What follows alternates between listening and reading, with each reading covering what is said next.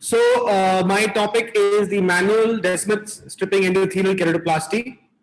So why manual? Because minimal instruments are required, it's lesser maintenance, and the added advantage is you're dissecting parallel to the inner plate. So what I will cover in my talk are the instruments, the specificity of corneal tissue desired, the dissection, the insertion problems, and a couple of interesting cases. So what we do require, the most important instrument is the artificial anterior chamber. So this is a Catena's artificial anterior chamber. I prefer the one on the left, that is the plastic variety. It's cheaper also, and I like these two channels that are there, because from here I can inject, if there's air over here, I can inject saline from here, and this air comes out through this side in comparison to the one port one. And even I feel myself that sometimes when the scleral rim is not as adequate as you want, it fits better in the plastic variety in comparison to the metallic ones. So this has got a couple of parts that you've got. This is the locking ring, you've got the tissue retainer, and then you've got the bottom sub-assembly. So what you start off is you fill at the bottom assembly, you put a small drop of viscoelastic or BSS, and then what you do is you place the donor tissue on top of it with the endothelium down. After this, the tissue retainer is lowered down to make sure that the holes there fit perfectly into the pegs, and then the lower locking ring is lowered down, and then it is tightened. So this is what it looks like, the metallic variety. So what you need is some blades and dissectors. A guarded knife is an absolute must. You can choose a 400 or a 450 guarded knife. You have the disposable dissectors that are available from the Deja Instruments. I have no financial interests. So you have the titanium variety, which I'm using now. So for the anterior dissection, this blade is a little bit flat, and when you go across the center of the cornea, it becomes a little bit more curved. You do need a Teflon block and a trephine. Ideally, in such cases, or most commonly, we use an 8 mm trephine. You require a reverse Sinskey's hook for descemetorrhexis.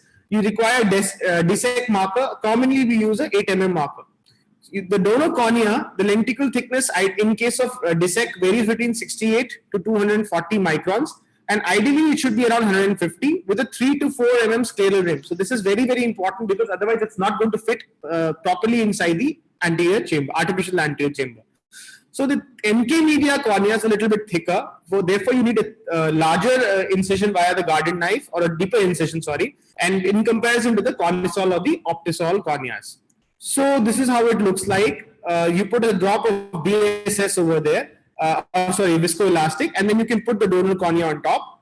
And this is another variety of the metallic variety that I've used over here. And after the button has been put into place, you tighten it, the chamber, and then you use a guarded knife.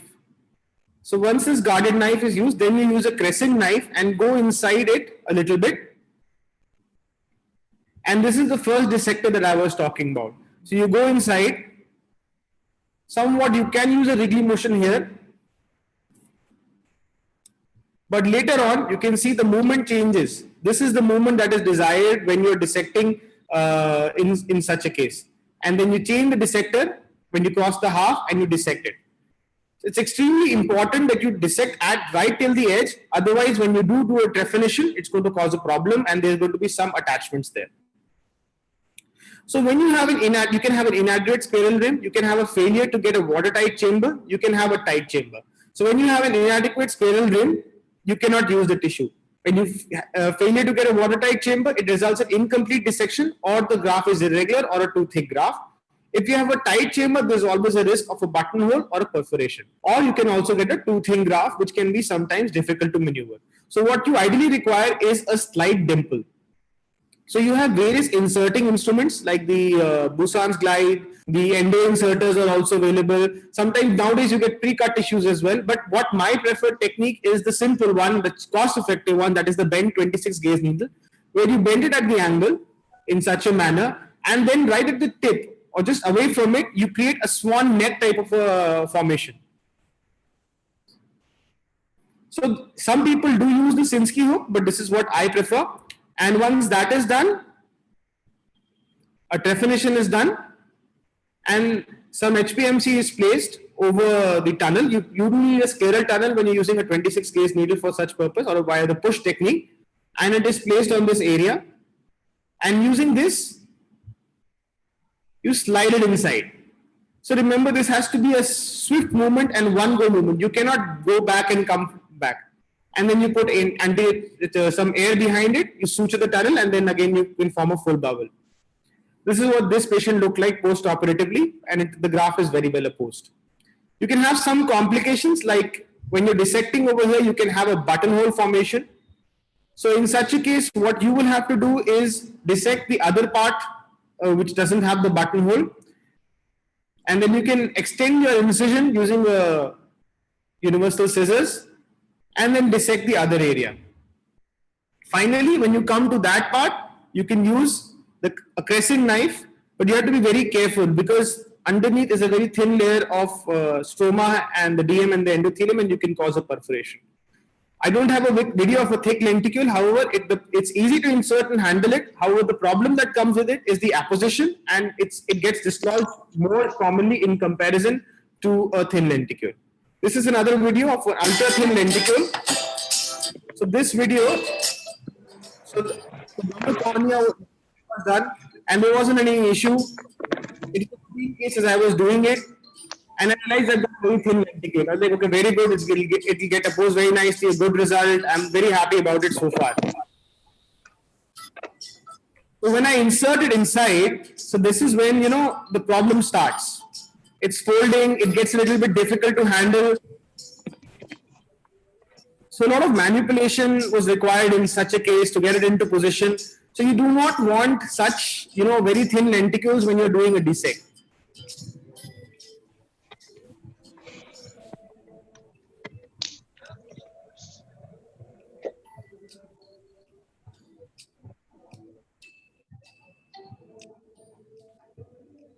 Finally opposed, and it gave a good result.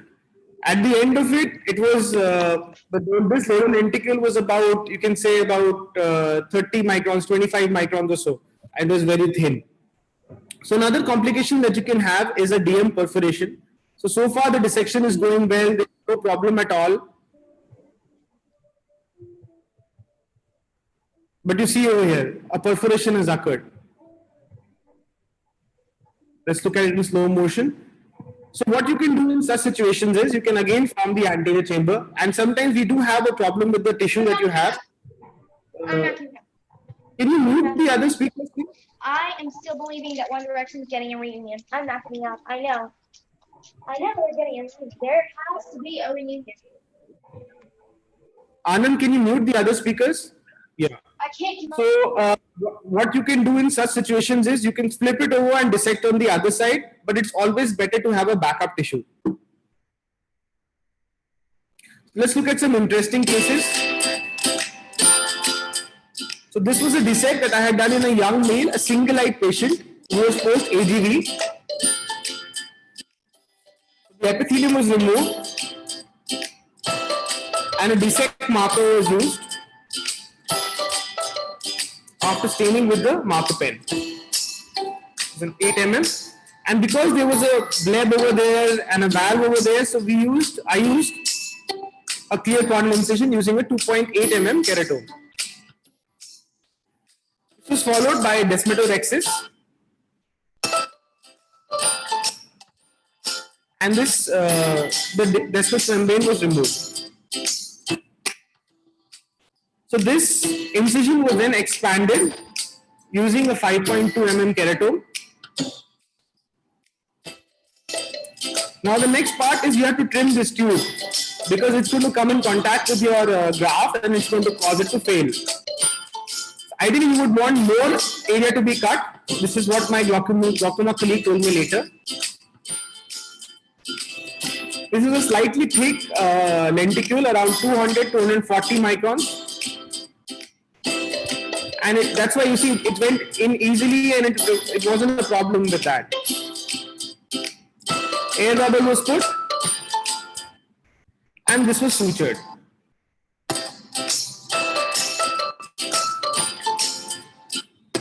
This patient did very well, And from hand movements, he got a vision to about 660 and he was extremely happy. This is another case. So this was a case of a 75-year-old man with TBK, vitreous in anterior chamber and decentered IOL. So we planned to do an automated anterior vitrectomy, a pre-existing IOL explantation, and then a 3-piece IOL implantation followed by a Descemet stripping endothelial keratoplasty. So the epithelium was removed. You can see that. Karan, can you just decrease the volume, Karan? Volume. Yeah. So there was a lot of vitreous in the anterior chamber. So you have to do vitrectomy in such cases and remove all this muck that is there. After that was done,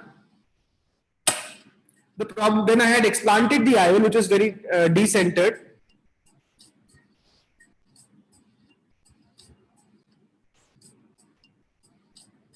Then there was vitreous again, so again you have to do a vitrectomy.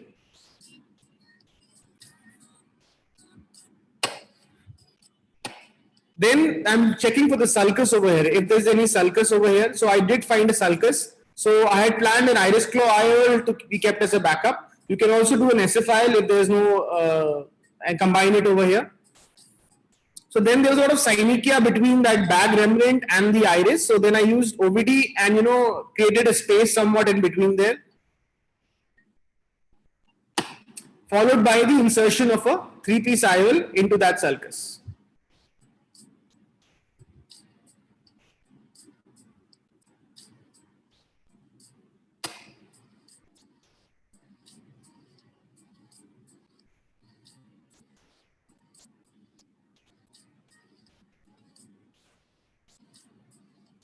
You can see that the IOL is very well centered and stable. After this was followed by, we did a descemetorexis and then the insertion of a donor lenticule.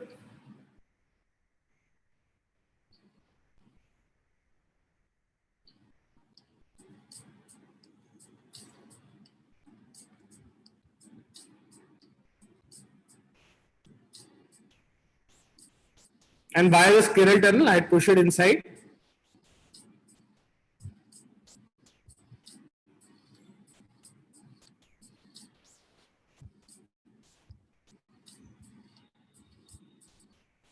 You have to be very careful. If you put a lot of air inside in such a case, the denticle can just pop out. So you have to be very careful while injecting air. The tunnel was then sutured.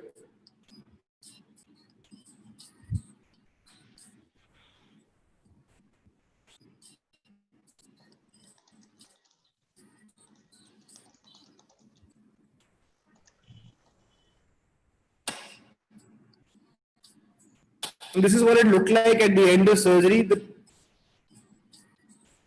patient did very well, and this are the post-op pictures that we had taken via a mobile and a slit lamp. And the patient had a BCVA of about 6-12 months at 3 months, 6/12 at 3 months. So to conclude, manual dissect is an effective option for EK. It requires a lot of practice in the wet lab though. It's less investment, less instruments, and easy to maintain. Thank you so much, and special thanks to my teachers in endothelial keratoplasty, Dr. Satyamurthy, Dr. Aniket Shastri, and Dr. Rajesh Fogla.